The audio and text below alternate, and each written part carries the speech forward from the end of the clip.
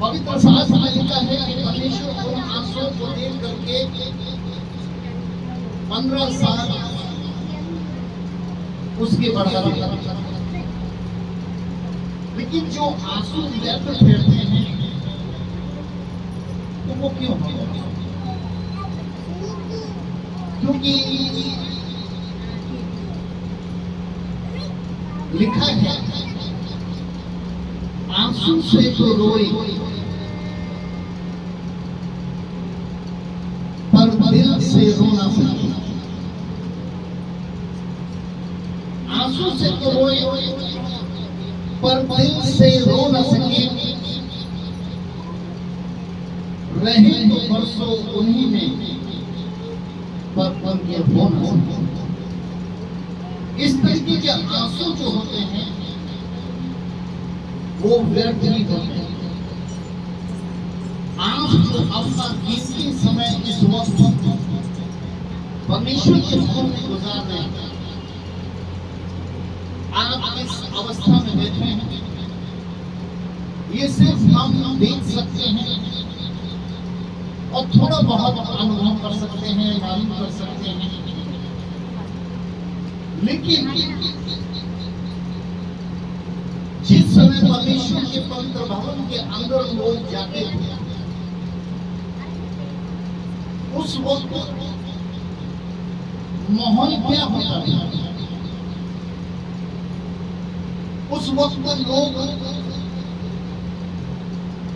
कितने डर और भय में जाते हैं, क्योंकि उनका एक एक शब्द जो होता है वो बहुत कीमती होता है। क्योंकि परमेश्वर के पवित्र वचन में लिखा था कि यदि कोई भी मेरे भवन में आए तो बहुत ही सावधानी के साथ है और सुनने के लिए मेरे समीप आए।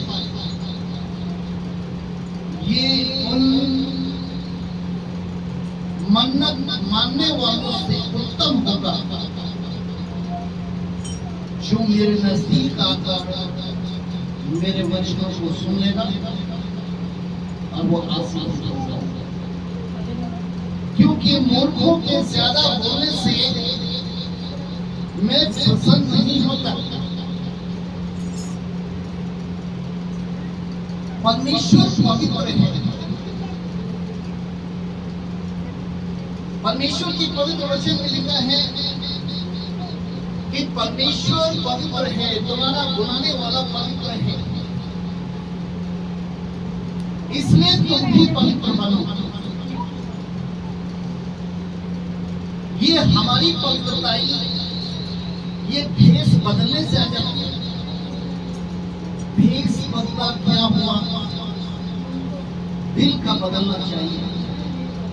एक दो बातें नहीं, पूर्ण बदलना चाहिए। आज अगर हम अपने उस परमेश्वर को जिसके विषय में खुदा कलाम कहता है कि तुम्हारा बुलाने वाला पवित्र है, इसलिए तुम भी पवित्र बनो,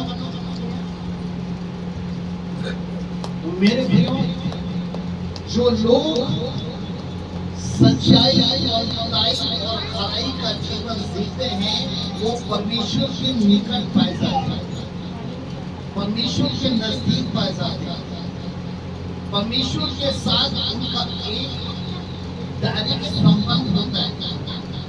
उसमें कोई बिछुई नहीं होता कि उसमें कोई बिछुई होता। कोढ़ी ने बात साधा। बुक ऑफ मैथ्यू 8 चैप्टर में लिखा है कि कोढ़ी ने पास आकर निकट यीशु से कहा कि यदि तू चाहे तो मुझे शुद्ध कर सकता है, क्योंकि यीशु उसके नजदीक था। इसलिए यीशु ने कहा कि हाँ मैं चाहता हूं तू शुद्ध हो जा, और वो शुद्ध हो गया। आई जिसकी बेटी मरने पर है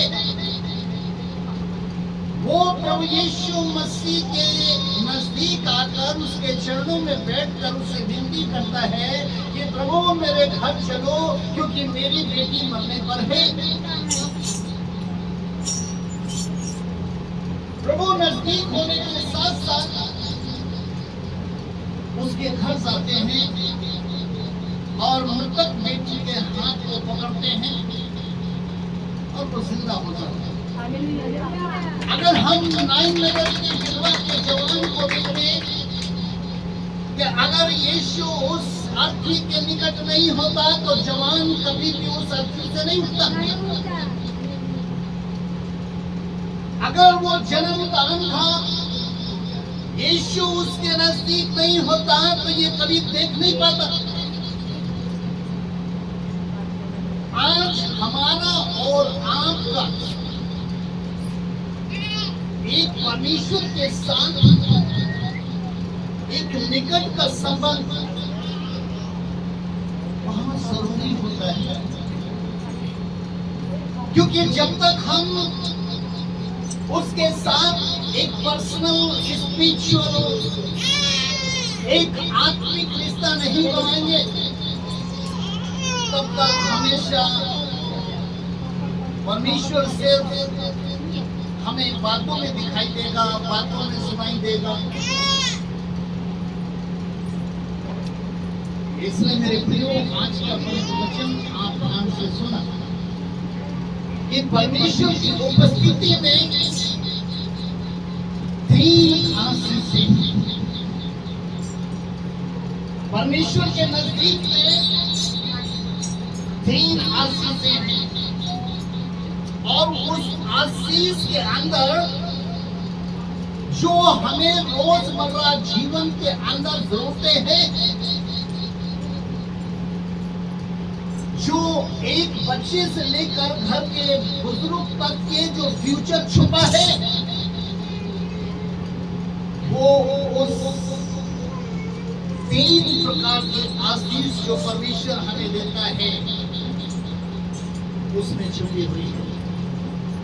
देखो कब भजन संहिता की किताब उसका 16 अध्याय और जरा 11वां पद सुनिए आप। ये 3 प्रकार की आशीषें क्या है? तो मुझे जीवन का रास्ता दिखाएगा। Future planning. अबे आप कसमें होते हैं कि मैंने बनना क्या है, मेरा मार्ग क्या है,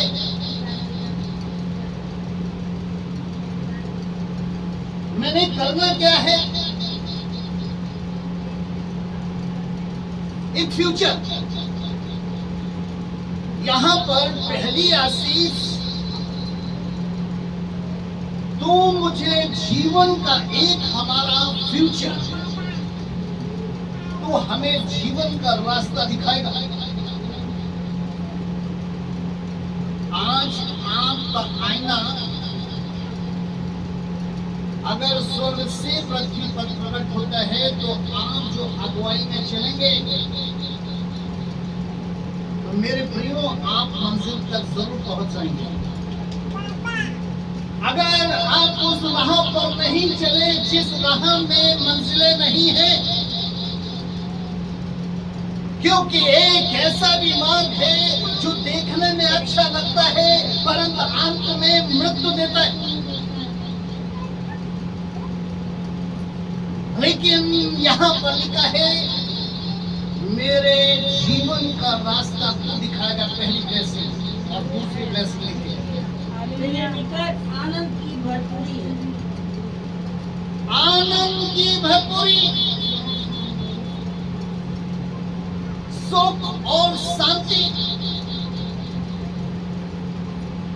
आनंद ये हमारी लाइफ के लिए बहुत इंपॉर्टेंट है। बगैर सुख और शांति के हमारा जीवन नहीं कर सकता। जिस समय आपके मन बेदौल हो जाते हैं,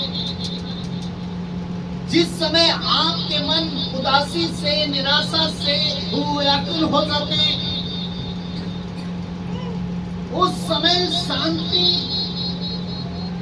सुख आनंद ये बहुत दूर चला जाता है, इतनी दूर चला जाता है कि इसे हम प्राप्त करने के लिए बहुत सा एक संसारिक ट्रीटमेंट भी लेते हैं। लेकिन यह दूसरे प्रकार की आशीष है। और वो क्या है कि परमेश्वर के निकट आनंद भरपूर है। निकट, परमेश्वर के निकट, परमेश्वर के निकट, परमेश्वर के निकट, परमेश्वर के निकट। आप परमेश्वर के निकट जब ही पहुंच सकते हैं जब आप अपने आप को पवित्र, धर्मी और निर्दोष, जब तक ये बातें हमारे मन के अंदर नहीं होंगी, हम परमेश्वर के नजदीक नहीं होंगे। एक जीवन का रास्ता, दूसरा आनंद की भरपूरी, और तीसरा मेरे दाहिने हाथ में सुख सर्वदा बना रहता है। और जिस सुख की हम तलाश में हैं, ढूंढती हैं मेरी निगाहें मेरे सच्चे हम सफर को। कहाँ मिलते हैं सच्चे हम सफर?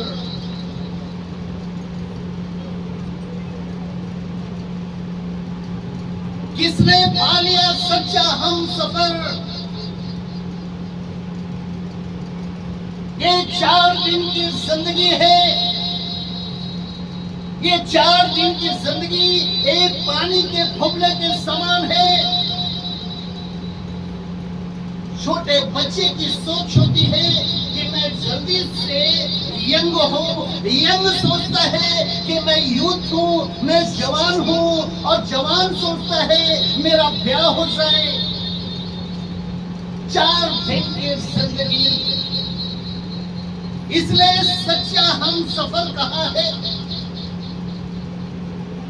हम अक्सर अपनी गवाहियों में अपने हम सफर की कमियों को बताते रहते हैं। वो बहुत शराबी है, वो बहुत मारता है, वो कहना नहीं मानती, वो खाना नहीं बनाती, वो बहुत ज्यादा मुंह चलाती है। इसलिए ढूंढती है मेरी निगाहें उस सच्चे हम सफर को। कोई तो उनका पता बताता, जिसके पास ये 3 प्रकार की आशीषें हैं, जिसकी निकटता में ये 3 प्रकार की आशीषें हैं। मेरे प्रियो, क्या आपका जीवन इस पृथ्वी पर सिर्फ भोग विलास के लिए है? परमेश्वर ने इस जमीन पर आपको मानव का रूप इसलिए दिया है ताकि आप इस मानव के रूप को भोग विलास में उड़ा दें। प्रभु यीशु मसीह इस जमीन पर 33.5 साल तक क्यों दुख उठाता रहा? वो स्वर्ग को छोड़कर पृथ्वी पर क्यों आया? वो मारा गया। लोगों ने उसका मजाक बनाया, उसके बालों को नोचा, उसके मुंह पर थूका। ये सब उसने किसने किया? क्योंकि हमारा और आपका जीवन एक मामूली या साधारण जीवन नहीं है, परंतु हमने एक भोग विलास के आगे इसको बनाकर रखा है। इसलिए मेरे प्रियो, खुदा का कलाम कहता है कि वो पवित्र परमेश्वर है और वो पवित्रता वो पसंद करता है और वो चाहता है कि आप भी पवित्र बने। कहते हैं कि मन का भेद उस वक्त नहीं खुलता जब तक जुबानें नहीं खुलती। जिस वक्त बंदे की जुबान खुलती है उस वक्त मन का भेद खुल जाता है। वो परमेश्वर जो इस पृथ्वी पर आदम को बनाने के बाद हमेशा उसके साथ रहता था, लेकिन वो कब तक उसके साथ रहा? जब तक आदम की वाटिका में आदम और हव्वा ने गुनाह नहीं किया, तब तक परमेश्वर हर दिन आता था, आमने सामने खड़ा होता था, वहीं पर बातचीत करता था। लेकिन जब गुनाह हो गया, जब पाप हो गया, तो मेरे प्रियो खुदा के कलाम में लिखा है, पाप होने के बाद उत्पत्ति 3 का 8 में, तब यहोवा परमेश्वर जो दिन के ठंडे समय वाटिका में फिरता था, उसका शब्द उनको सुनाई दिया। अब देख लीजिए, जो आमने सामने खड़े हो करके, उनके नजदीक में खड़े हो करके, उनके पास में खड़े हो करके आदम से बात कर रहे हैं, आदम उससे बात कर रहे हैं। लेकिन यहाँ पर 8वां पद बताता है कि जब पाप हो गया, तो पाप करने के बाद परमेश्वर जो था तो वो आदम से दूर चला गया। और यहाँ पर लिखा है कि उसका शब्द उसे सुनाई दे रहा था। और आगे लिखा हुआ है कि आदम जो था, वो आदम और उसकी पत्नी वाटिका के वृक्षों के बीच यहोवा परमेश्वर से छिप गए। ये बहुत इंपॉर्टेंट शब्द है आपकी लाइफ में, खास करके जिन्होंने गवाही दी, खास करके जो सेवा करते हैं, जो सेवा में आगे बढ़ना चाहते हैं, खास करके उनके लिए जो 3 प्रकार की हैसियतें चाहते हैं, एक ब्राइट फ्यूचर चाहते हैं, एक सर्वदा का सुख चाहते हैं। उनकी लाइफ के लिए बहुत इंपॉर्टेंट है कि आदम के साथ परमेश्वर उस वक्त तक उपस्थित थे जब तक आदम और हव्वा पवित्र है। लेकिन जैसे ही उन्होंने गुनाह किया, आज उनको आवाज सुनाई दे रही है लेकिन दिखाई नहीं दे रही। परमेश्वर ने कहा कि आदम,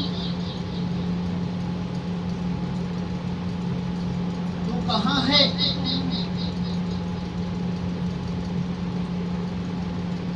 परमेश्वर आदम से पूछता है कि आदम है, आदम का मतलब होता आदमी, हे आदमी तू कहां है? हे आदमी तू कहां है? हे आदम तू कहां है? हे आदम तू कहां है? उसने कहा, प्रभु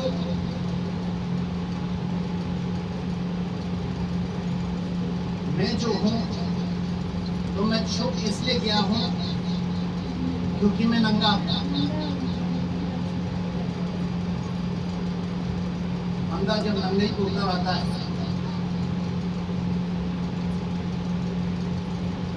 वो कुछ नहीं देखते, कुछ नहीं समझते। आप में से कितने ऐसे लोग हैं जिन्होंने नंगे किए,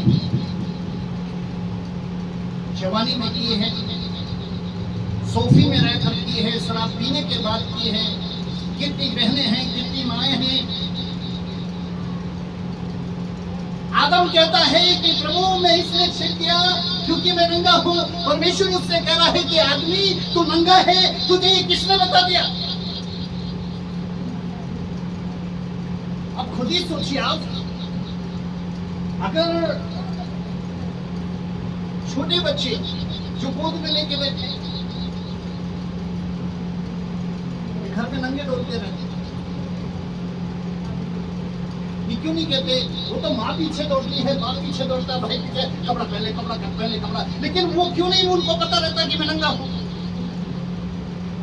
क्योंकि अभी वो सियाने नहीं हुए, अभी वो सियाने नहीं हुए, अभी उनको जानकारी नहीं है पाप की।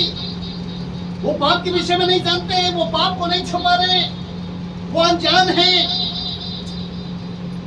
इंसान जैसे ही गुनाह करता है, इंसान जैसे ही अधर्म करता है, इंसान जैसे ही शोषण करता है, इंसान जैसे ही अपराध करता है, इंसान जैसे ही अत्याचार करता है, वो छुपने की कोशिश करता है। आदमी तू कहां है? मैं छिप गया। क्यों छिप गया? क्योंकि मैं नंगा हूं। जानते हैं परमेश्वर क्या कह रहा है? ये आदमी, मुझे लगता है कि जो वचन मैंने तुझे दिया था, जिस वृक्ष का फल खाने को मैंने मना किया था, क्या उसे तूने तोड़कर खा लिया? ये समस्या यहां पर आप समझिए, जितने लोग देते हैं समझिए, ये बहुत इंपॉर्टेंट है। ये आपके फ्यूचर से जुड़ा है, ये आपके भविष्य से जुड़ा है। मैं तो आज प्रचार करने के लिए आया हूं, कल कहीं और होऊंगा, लेकिन मेरे प्रियो, युगाने युग सर्वदा एक सा रहने वाला परमेश्वर, जिसकी वाणी कभी नहीं बदलती, जो ना तो धोखा देता है, ना छोड़ता है, ना त्यागता है, वो परमेश्वर आज उस आदमी से कह रहा है कि जो वचन मैंने बोला था, लगता है तूने उसको तोड़ दिया। अब पाप करने के बाद ये दोनों आदम और हव्वा, ये तीनों कैसे सफाई देते हैं? आदम सफाई देता है कि जिस सहायक को तूने बनाया मेरे साथ रहने के लिए, ये उसने मुझे धोखे से खिला दिया। परमेश्वर उस स्त्री से पूछता है कि तूने इसे धोखे से क्यों खिला दिया? तो वो स्त्री कहती है कि मैं क्या करूं, मुझे सांप ने फेंका दिया। सजा मिलेगी, अवश्य मिलेगी। आप जानते हैं सजाएं तीनों की क्या थी? तीनों की सजाएं पेट की सजाएं हैं, पेट की। सांप को भी पेट का श्राप, हव्वा को भी पेट का श्राप, और आदम को भी पेट का श्राप। आपको पेट के बल चलेगा, और आप जब भी तू गर्भवती होगी और जब भी बच्चे को जन्म देगी, तो तू पेट के पीड़ा से साफ नहीं होगी। और आदम से कहा, ये पेट जो भरने के लिए